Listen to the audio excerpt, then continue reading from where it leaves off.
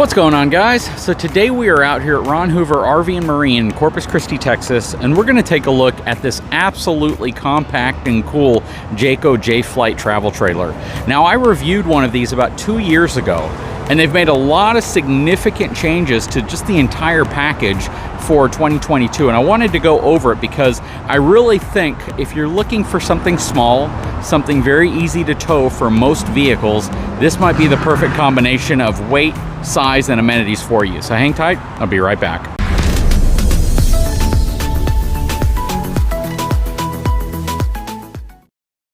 All right, let's start by taking a look at the numbers on this unit. All right, so this is gonna have a gross vehicle weight rating of 3,540 pounds, so it's very, very lightweight. 3,500 pound axle rating on a single axle, and it has 205/75R 14-inch D-rated tires. So yeah, the specs on this are pretty good. 2,809 pound dry weight. All right, so yeah, this thing is super short.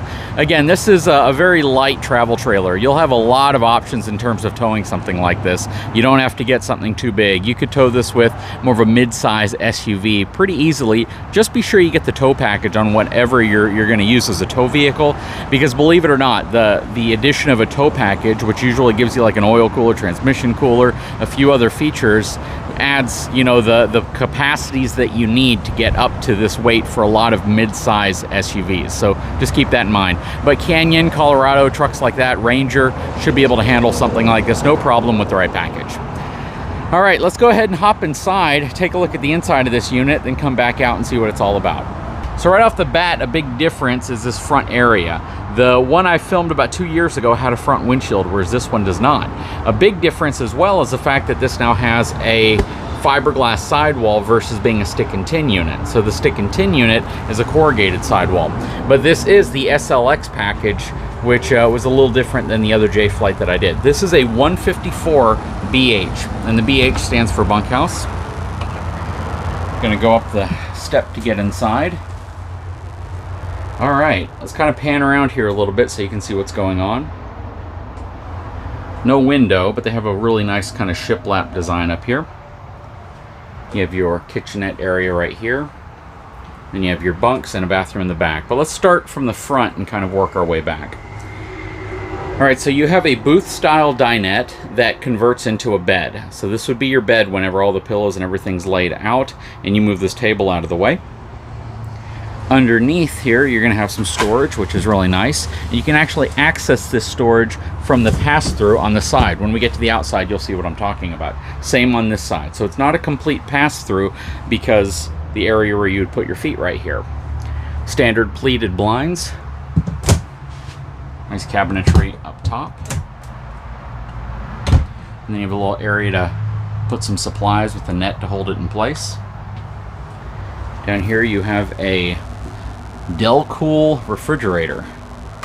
See how we open this thing up. Looks like they put it on either side so you can hinge the door on whichever side works best. You have a little freezer right here. And let's see, I'm trying to figure this one out. There it is. And it's spring loaded. Nice. Don't know much about these refrigerators. One thing I didn't check though, yeah, this is a gas electric refrigerator. Not very familiar with that brand. Here's some of your switches, water heater, water pump, as well as your tank levels right here. A 110 outlet there. Up top you have some storage behind a cabinet, compact microwave, this little vent hood, and then you have a 2-burner gas cooktop here.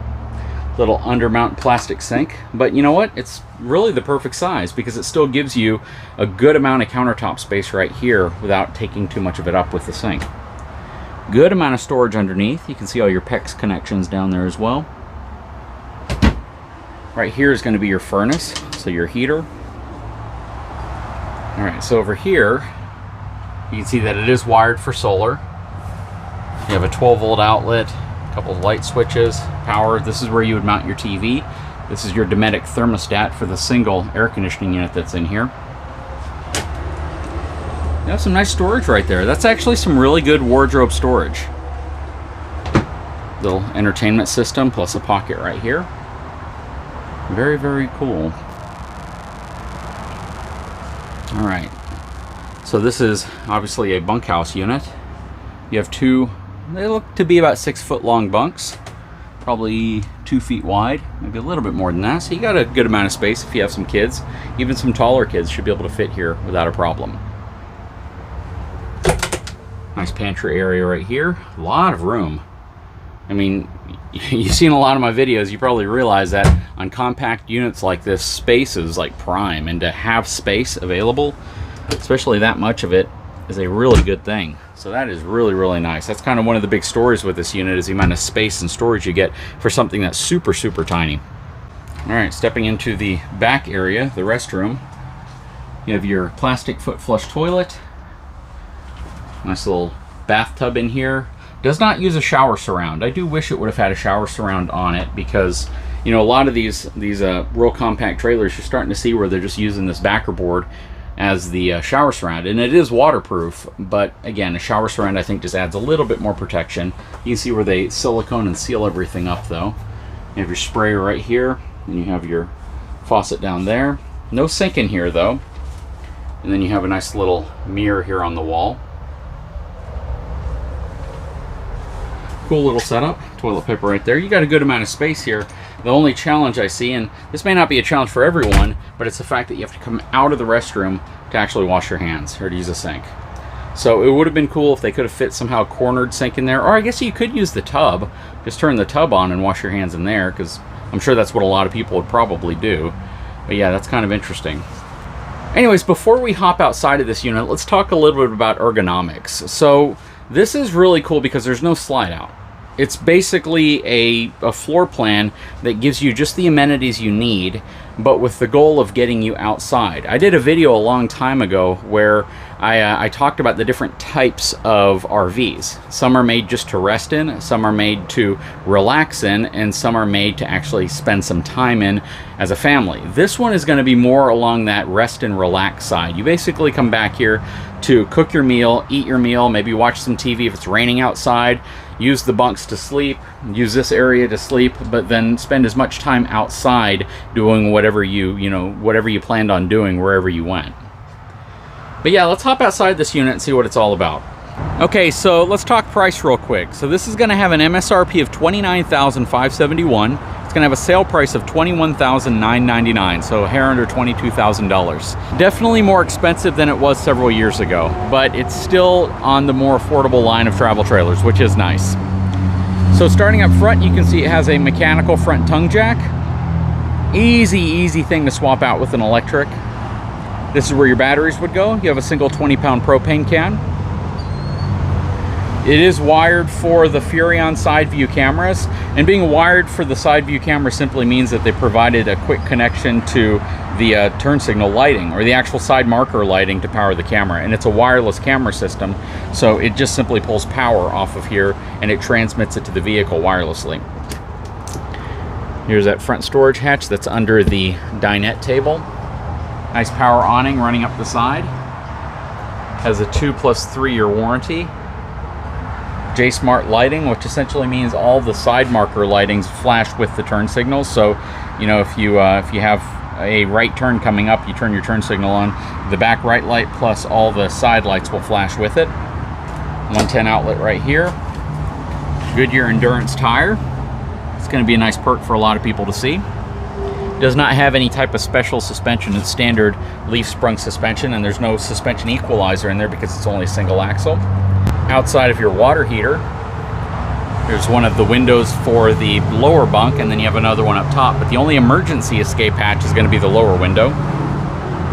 It's kind of cool how they do this little beveled design here on the back. All LED lighting. This does have a 4-inch tubular bumper, which is really nice. So instead of using scissor jacks, this uses a mechanical jack system, but it's more of a wedge style. You have one on each side of the back, and I'm assuming you probably have them on the front as well.